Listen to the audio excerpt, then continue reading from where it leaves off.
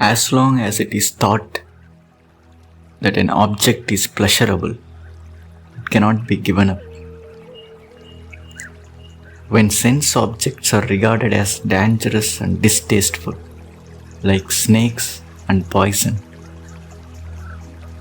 none will feel sorry to give them up. When it is understood by correct reasoning that far from being pleasurable, the sense objects cover real bliss and peace, then they will be regarded as poison, and it will be an easy affair to give them up.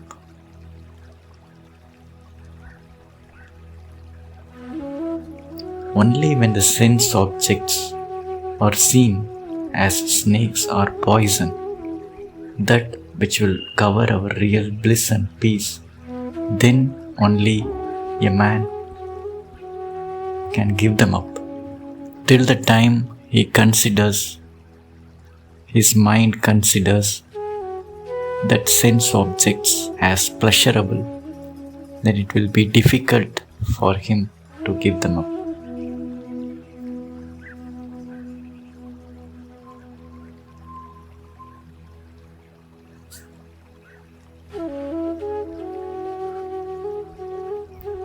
What an error of reasoning! I takes credit for good actions and throws the blame on you for wrong actions. Or in other words, when a sin is committed, God is made responsible as the doer. But when a good act is performed, the credit is claimed by I as the doer.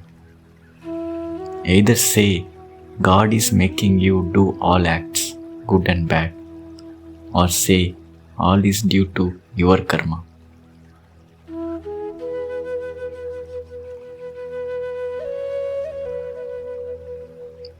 In childhood, how eager men are to get dolls, but when they grow, they lose their eagerness. Similarly, when the eye of knowledge opens, the sense objects of samsara are looked upon as silly dolls. The mind gets no peace from them. This samsara is a place for fun and jokes, but there is no permanent happiness in it.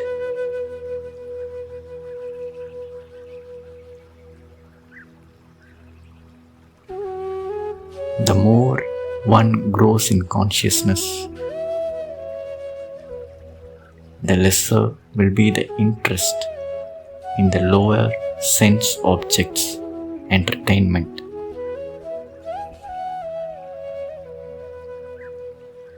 The more one gives up, the more one gets. When all is given up, all is achieved.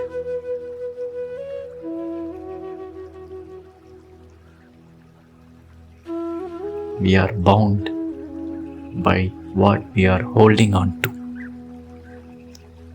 The more one gives up, the more one gets.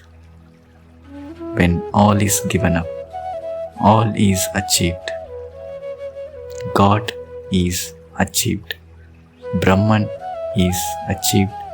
Truth is achieved.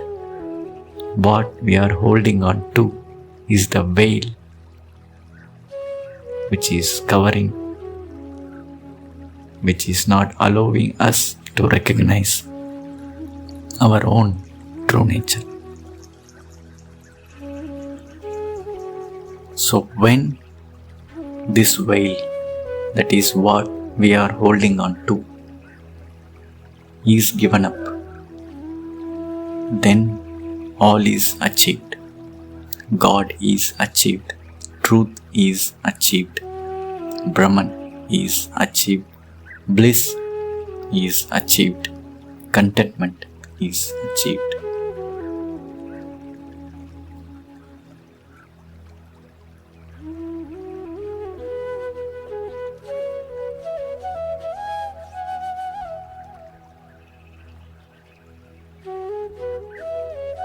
Always ponder over the transitoriness of the world this will cut asunder Maya and ignorance.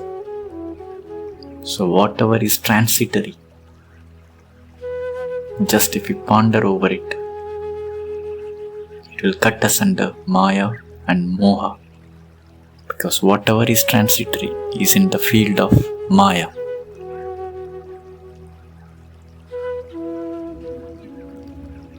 Man is so fickle-minded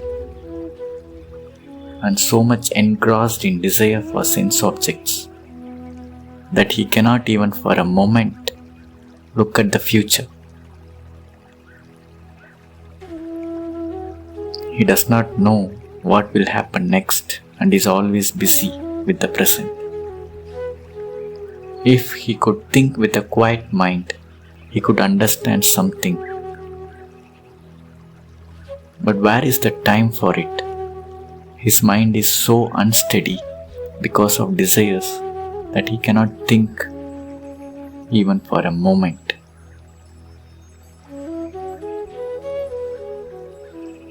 An intelligent human being, a human being who has the power of discrimination, if he sits and thinks with a clear mind, he will come to know the transitory nature of the world and the uselessness of the pursuit for worldly material objects. But how many men are thinking like this? Because they doesn't have a time, even a moment, to think about these deeper aspects of life, because their mind is so unsteady because of the desires. So they cannot even think even for a moment about what they are really doing, what is life all about.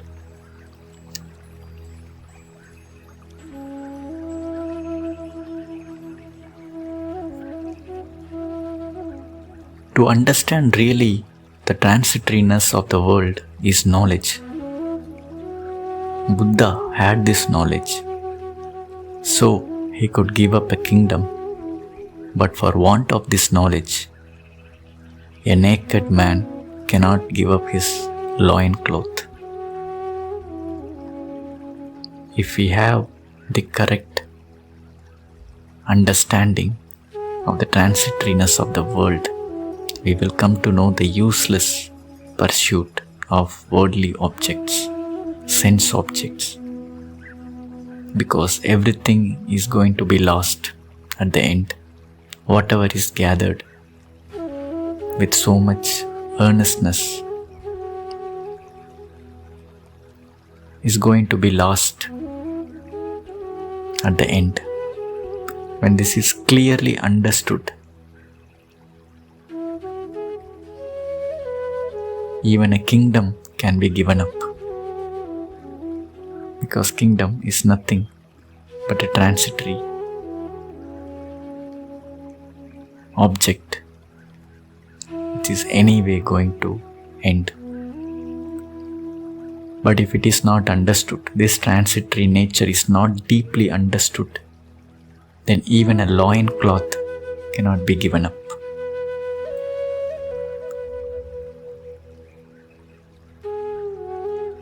Though you are the real owners of the treasure, through error you have lost it. For want of knowledge of the self, all your belongings are in possession of others. In what hope are you passing your days?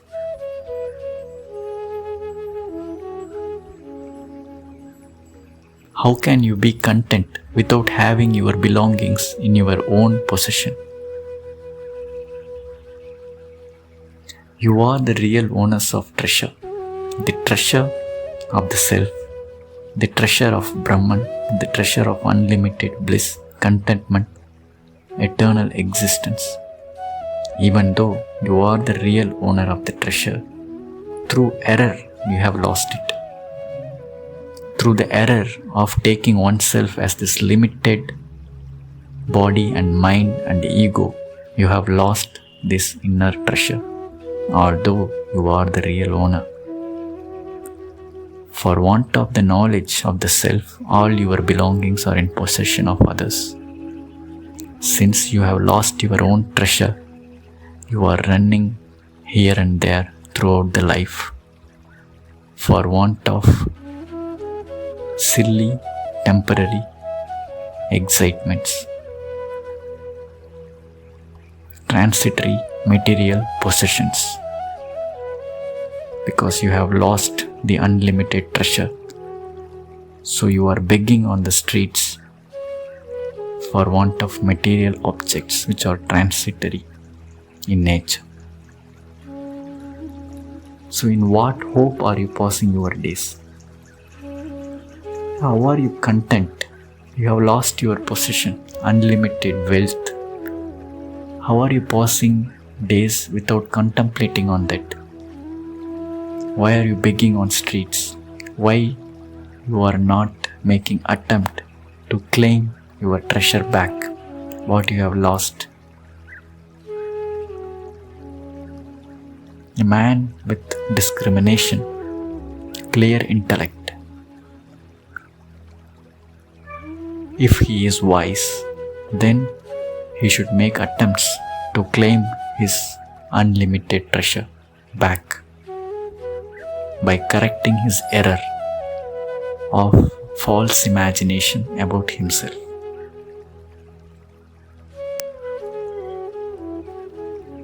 Error is the cause of all grief.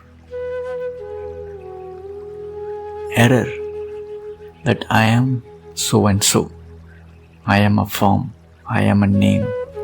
I am an ego identity limited to the body and mind. This error, I am a separate individual. This error is the cause of all grief. In the case of grief, if the cause is understood, grief disappears. For all the problems, when the cause is clearly understood, the problem is resolved. But inability to find the cause is the root of grief.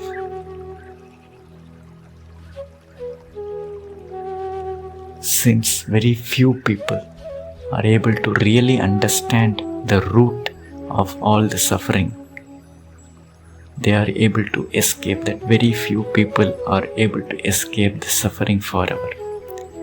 Since rest are not able to find the root cause of suffering, they are repeatedly experiencing the same suffering, birth after birth after birth.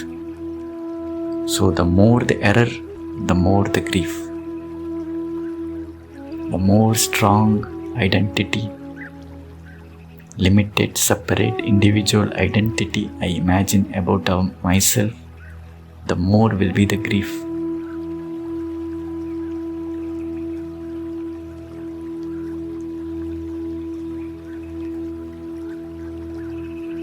Many say we can't renounce samsara.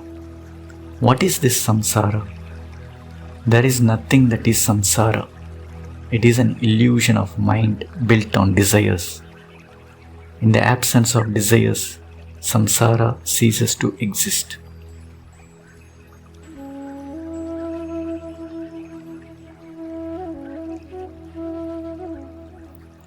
The spider spreads its web and becomes ensnared and consequently suffers.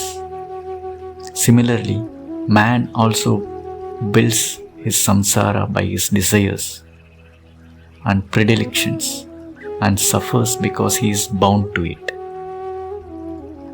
The spider spreads its own web and becomes ensnared and consequently suffers. The man spreads his own web called samsara because of his desires, thinking that something will give him happiness, imagining himself as something and imagining that something else is going to bring him happiness. Because of this desire, as the age grows, as he grows up in age, he builds his samsara more and more He builds his own net more and more, and he becomes entangled in it, in his own net which he has built up from childhood, and he suffers more and more, bound to it.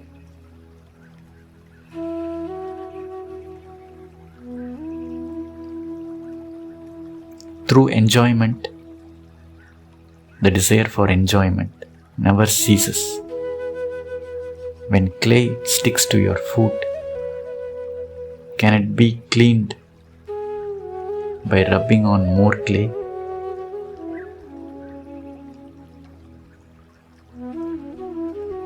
What is renunciation or possession? When you realize, you will understand there is nothing to give up or get hold of. What exists always exists. Only one grand I exists.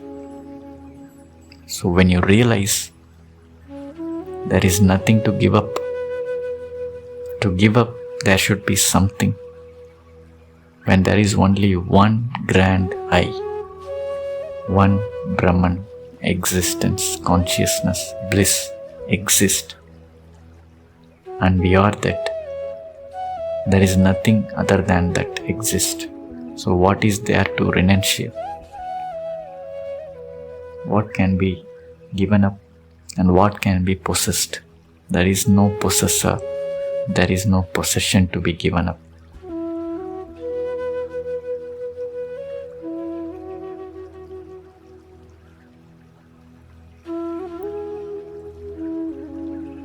The condition of many is like that of a poor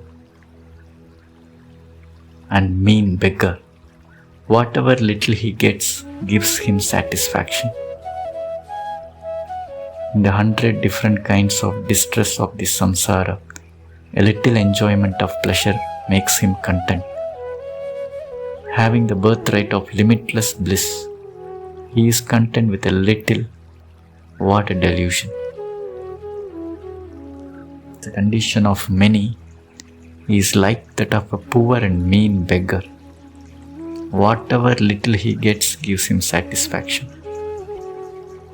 Even in the midst of 100 different kinds of distress of the samsara, every now and then he is getting a little enjoyment of pleasure. This itself makes him content. He never aspires to go beyond that. So he is a poor and mean beggar who is content with a little happiness of sense objects, egoistic pursuits, achievements. He is content with it. He is not aspiring anything bigger than that, because he is a very poor and mean beggar. Even when he is having the birthright of limitless vast bliss, he is content with a little sense object, ego pursuits. What a delusion he is living in.